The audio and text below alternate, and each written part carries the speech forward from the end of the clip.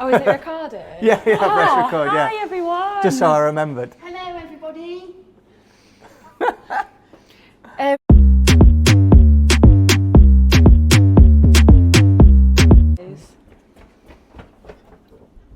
it looks dirty. Oh, can you see that in the frame? Just a little bit.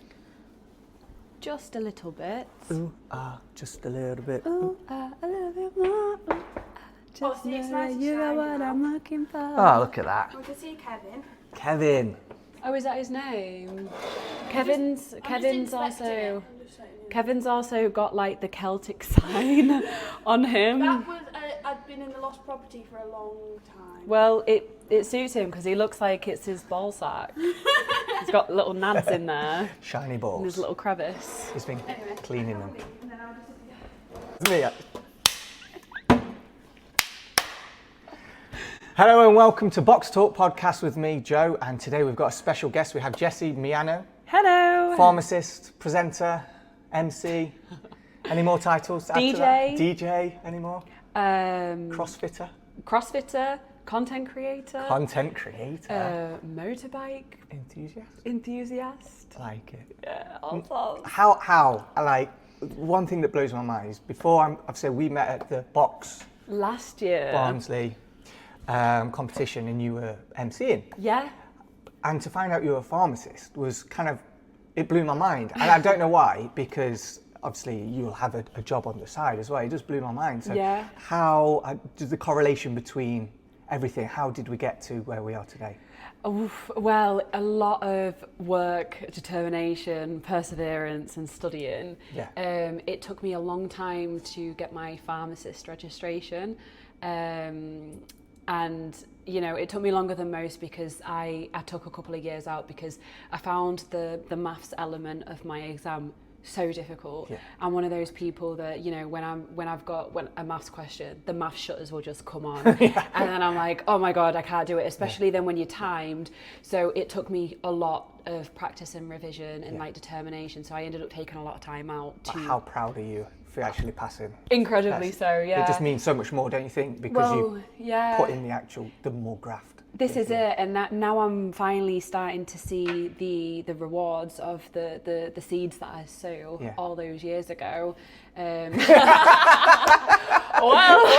the pharmacists in the north aren't doing too bad, especially because I'm a locum pharmacist as well. Yeah. So that's how I manage to fit in everything else around it. Yeah. Is that I book shifts as and when I need to, and then if I've got a presenting gig, I won't book over that weekend for those shifts.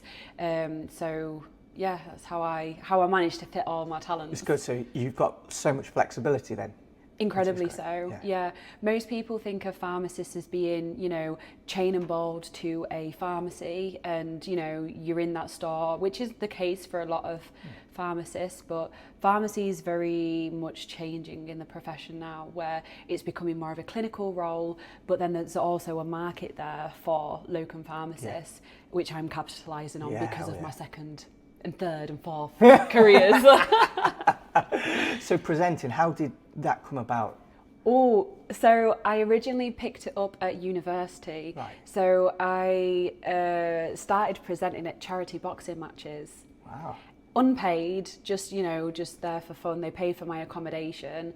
And then from there, I met other people that was like, oh, you're quite good at this. Do you want to be in this music video? Do you want to be in this? Do you want to do this? And I was like, oh my gosh, okay, I'll do that. Yeah. And then from there, it kind of leveled up. And then I met Steve Howell at Lilac Film Studio, and he helped me create a presenter showreel. So I did a face-to-camera presenter showreel, and that's what got me a lot of my jobs, having it on digital record. Because unfortunately, like in this day and age, if you haven't recorded it, you've not done it. Oh, it's so true.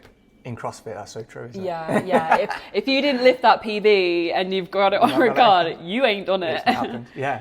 So show me. Yeah. So skeptical. Like it didn't happen. But yeah. Amazing. So you've got it on camera. It's got jobs. But how did you get into sort of MCing then at CrossFit competitions? Because I think that's really neat. That's so niche. Yeah, and I see it's people incredibly doing it. niche. Yeah. So from there, I used all my experience from like the boxing presenting, and then I went into motorsport presenting.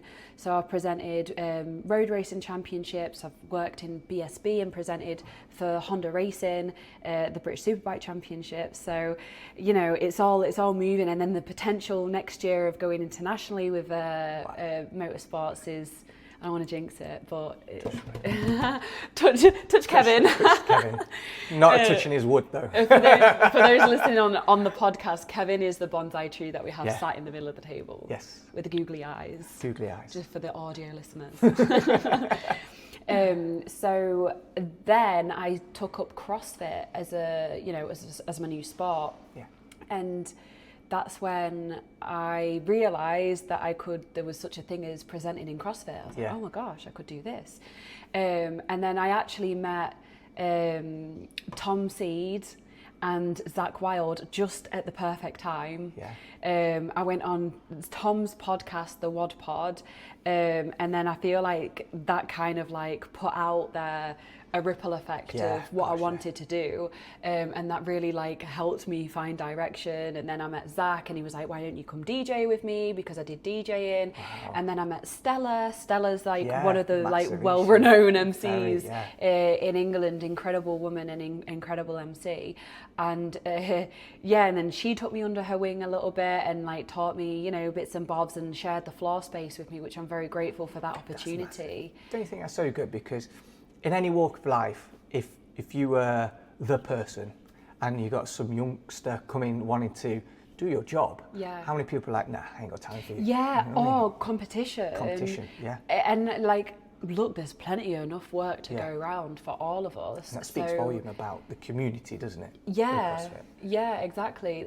Like CrossFit is one of the best communities I've ever, as well as the motorsport community. I do like the motorsport community. They're not watching this. They're not watching this. But CrossFit and motorsport both have their own like delicate, amazing communities. And yeah, if it wasn't for those people just being like, I'll take a chance on you.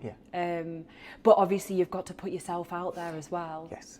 If I was shy and I was like, I really want to do this, but I'm a bit nervous, then you wouldn't get that opportunity because they don't see that you want it. Whereas if you've got a kid that's like, please, show me, of course you're going to be like, oh, I can't say no to you.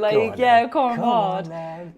And then that's kind of how I got into the MCing and the CrossFit space. That's so cool. I love that. And like, where was it, last weekend or the weekend WODcelona. before? Oh my God, that was huge. Yeah. Wasn't it? That looks huge. That was the biggest CrossFit competition I've done to date. 85,000 views on the live stream. Wow. 1,500 athletes competing, and then that's including, so WODcelona has the largest adaptive athlete competition. Amazing. You know, there was so many, I think there was like 9 different categories, you know, seated, neurological, sensory, upper, lower, seated, I think I said seated. But there was so many different categories and variations of being able to change CrossFit, and it really showed like how inclusive CrossFit can be. Yeah, and that's so good, isn't it? Yeah. That's so good. How did you feel, you know, being, obviously you probably didn't know that it was 85,000 at the time, but to be there with everyone surrounding, how did it feel? It was magical. Like, on the competition floor, and then seeing like the crowd of spectators, and then you look behind you and then you see El Mar, the sea, and the beach, and then you look to the other way and then you've got the skyline of Barcelona, and it's like, I can't believe I've got to this point where I'm doing this for work. It's incredible. And I'm so incredibly grateful, because if it weren't for those people in that initial stage helping me and giving me a leg up and showing me the network and the communities and how to do it, I wouldn't be doing something like that. And it was definitely to date the biggest live stream I've ever done. Wow. Biggest I would say working with Honda in the British Superbike series, because there was a lot of coverage on that, because that went on their YouTube channels, but this was live streamed, and I've never done a live stream that big before. Yeah, wow, that's so good. So how are you finding juggling the two? It's difficult, I'm not gonna lie, because, you know, one minute I'm like presenting watching a guy do a 150 clean jerk and then commentating on that, and then 2 days later I'm in the little pharmacy giving little old Doris advice on her pills and a knee pain, and then the next minute I'm like driving down here and then I'm doing a podcast with you. So this morning I was at the motorsport event. I was at Cadwell Park because it was the classic racing, so I went there to go do some mingling and some networking and all the rest of it, and then 2-hour drive to Barnsley, podcast with yourself, and then tomorrow we're going to be working here MCing at the Boxes CrossFit Camp. Cannot wait. But I love how diverse and how varied my life is. Yeah, that's so good, and that's it, isn't it? That's just, I think, because self-employed as a locum, aren't you? And I think people don't realise just the flexibility that comes with self-employed. And there's some times where I'm self-employed, as you know, and sometimes you do get bogged down with work, but actually sometimes you can lift your head up and go, I don't need to do that today, I can go and do what I want to do. Yeah, exactly that. And so I'm one of those people that, like, I'm an all or nothing kind of person, so I'll give everything my all or I won't do it at all. So I actually prefer this way of working because I can grind, and I'll do, you know, a full month of working every single day. So then I can have, you know, the time off to take 2 weeks off and go to America. So it's ebb and flow, it's give and take, and it's all got to even out, but I need stimulation. Because I'm such a busy person, and if I don't do plenty of things and different things simultaneously, I'm like, oh my God, I'm not doing enough. What am I doing? Well, I can't just relax. I love relaxing. I'm trying to teach me how to do it. But my problem is I sit down and my head's like, do. I'm like, shut up. Stop talking. Stop talking to me. Go away. It's like this whole thing, you know, when you go on holiday. I go on holiday in a few weeks. And I know I'm going to sit on a sun lounger, and 2 minutes later I'm going to go, right, let's go in the pool. And Kaylee's going to kill me. She'll be like, sit down and relax. Oh, sorry. I know it's really difficult, isn't it, just to sit and relax. So to help with that, I do Reiki. Do you? Oh, okay. So I had Reiki on Wednesday, and it just like calmed me out, and then it brought my energy back into center. And I'm like, oh, okay, I'm chill again now. So everyone has their own different like ways of coping, and like my lifestyle definitely isn't for everyone. For example, I saw my sister last night. She came up from London because it was my little brother's birthday party, and she was just like, I don't know how you live your life like this. She was like, I really don't know how you live your life like this. And I was like, I'm just on the limit all the time. But the thing is, if you're happy, that's the main thing. Exactly. How are you finding fitting training in? Training, well, training this summer has kind of gone by the wayside in terms of CrossFit training, just because I really wish CrossFit did like a scheme where, you know, your local box would let you go for so many passes, but it doesn't expire. Whereas my local box, you have to pay for a month's membership or nothing at all. There's like 10 passes that you can buy, but like it's not, so I can't just like tootle up as and when, and because I travel so much, it's like I can't warrant paying a month's membership when I can only use it 3 times in the month. So recently, and because it's summer as well, I've switched to running. A lot of running, and then I just do like 100 squats, try to do 100 push-ups. And then in the winter, I'll take up my training again and do all the weight because I'll be settled again. It's just summer where everything's like because it's motorsport season, CrossFit season, competition season.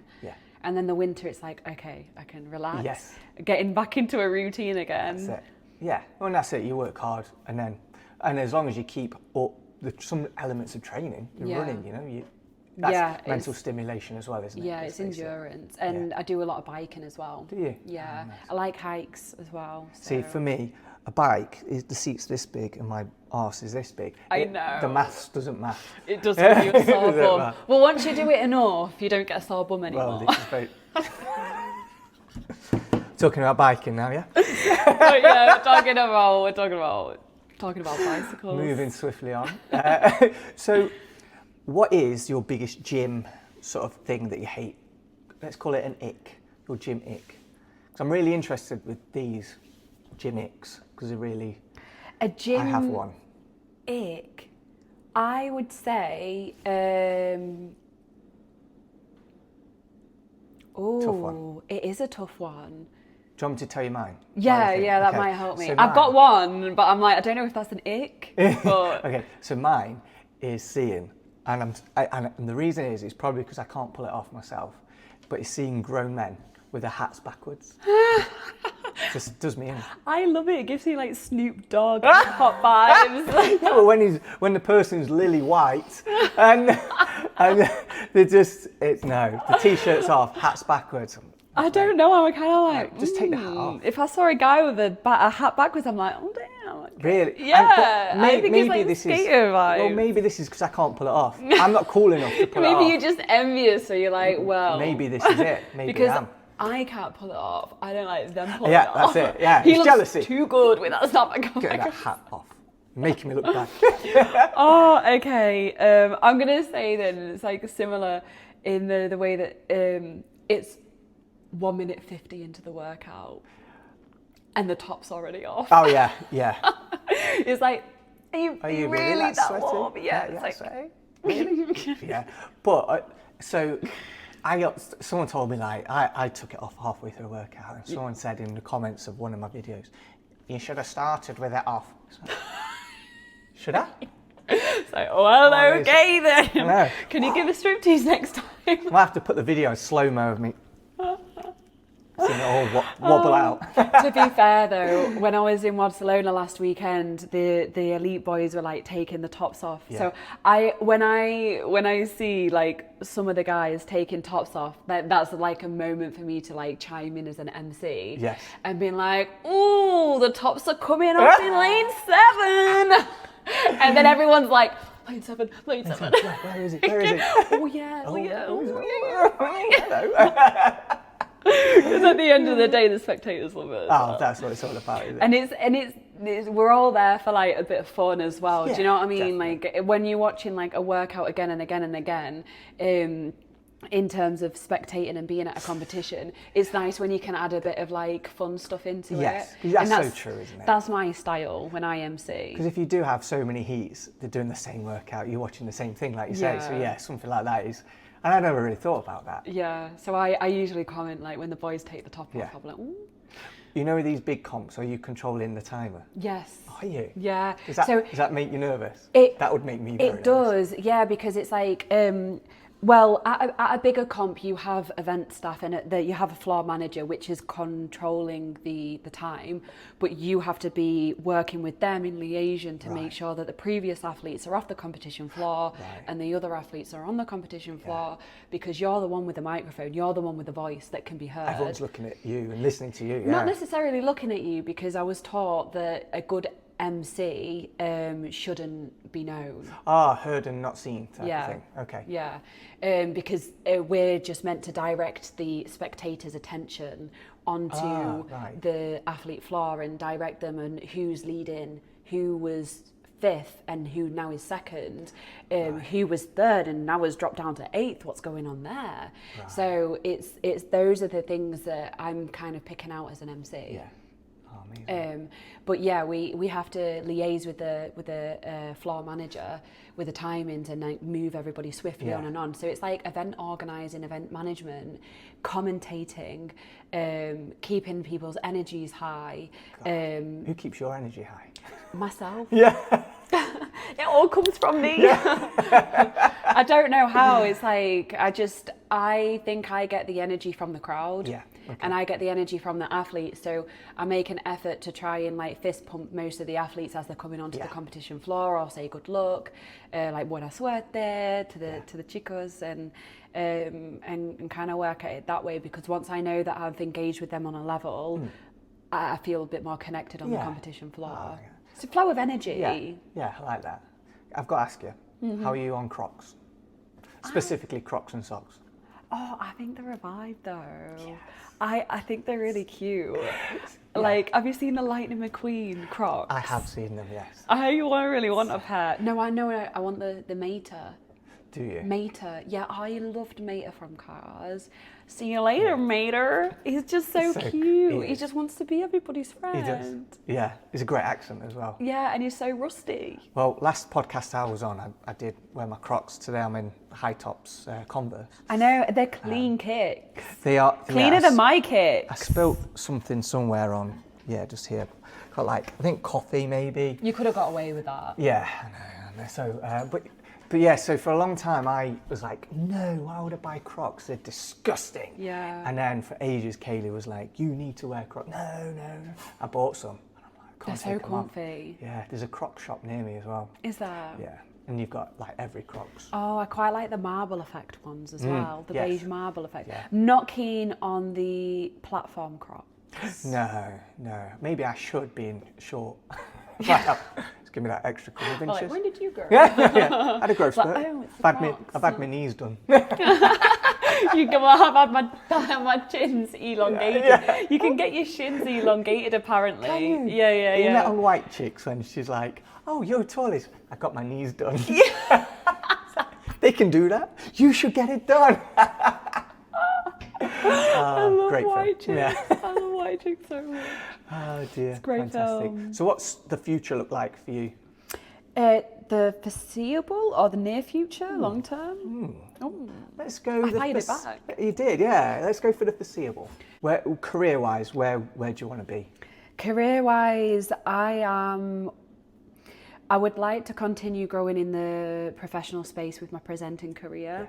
And I'm happy to branch out into other sports or even other disciplines like... Tell the camera, not me. Yeah, even... And I was watching. Even other disciplines, like live events hosting, which I already do with the CrossFit comps. Yeah. But I'm really got my head strung on the motorsport and moving into potentially Moto America, potentially MotoGP, or like World Superbike, FIM Championship, Red Bull Rookies. There's loads of different championships that I can go into, and when you feel that you can deliver a service and I've got an idea in mind, it's just getting into that network and being able to show up, which I'm already making the networks. Like next year might be a very big year for me. I can't wait to see it. It'd be amazing to see. And I've seen some of your stuff on Instagram, and you're fantastic at what you do. Thank you. So it's been a pleasure to get to know you and to do this sort of stuff. I really appreciate it. Thank you so much. I just love talking. I love talking. I love connecting people. I love mixing people's stories together, and I like to share people's stories. I just love to live life. There's so much out there of the world, and I've been there. I've been in that like little anxious ball where I'm frightened of everything. I'm frightened to leave my comfort zone, and then one thing happens where like my eyes open and I was like, oh gosh, there's really nothing to fear. Obviously within reason, but you can achieve whatever you want to achieve. If you can dream it, if you can think it, it can be. Yeah. You can make it into existence. Yes. So I would love to be at a point where I'm traveling the world doing loads of different presenting in motorsports, CrossFit. I would love to work in CrossFit in the US. Oh God, yeah. That'd be so cool. I'd love to move into MCing in America, or even DJing at CrossFit comps in America. That'd be so cool. Mainly more MCing because that's more of my thing. I feel like I can DJ, but I would need to work on my skills. Yeah, okay. I could do it, don't get me wrong, because I could put my mind to anything and do it, but I would prefer to be an MC over there. Yeah, no, that'd be cool. This podcast is sponsored by Your Mortgage Hub. Whether you're buying your first home, your next home, or simply remortgaging, Your Mortgage Hub can help you. Just go onto Instagram and follow Your Mortgage Hub or @thebroker_, which is me. There we are. That was the first take. I can't believe you managed to keep such a straight face where I was like... I know, I was like, block her out, block her out, block her out. There's a wall, there's a wall. So, WODcelona is obviously a massive, massive event. I imagine you didn't just turn up one day and someone go, here's the gig. What previous experience have you got at MCing? Well, the year before, good question. You framed that really well. Thank you very much, yes.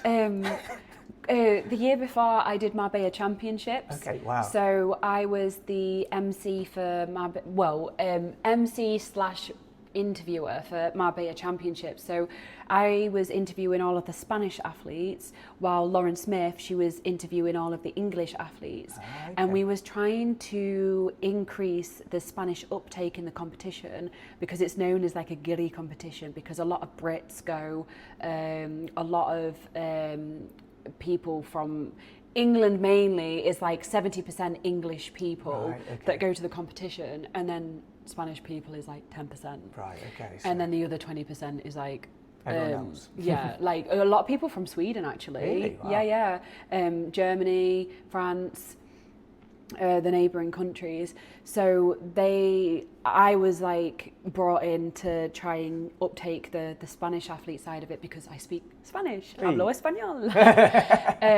So, and that was really great, because it was an interesting way of working. We like quickly tried to get the athletes after workouts or in between.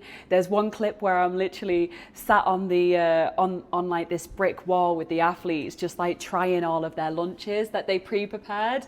Just little things like that. All of like the behind the scenes of what goes on in a competition, you know.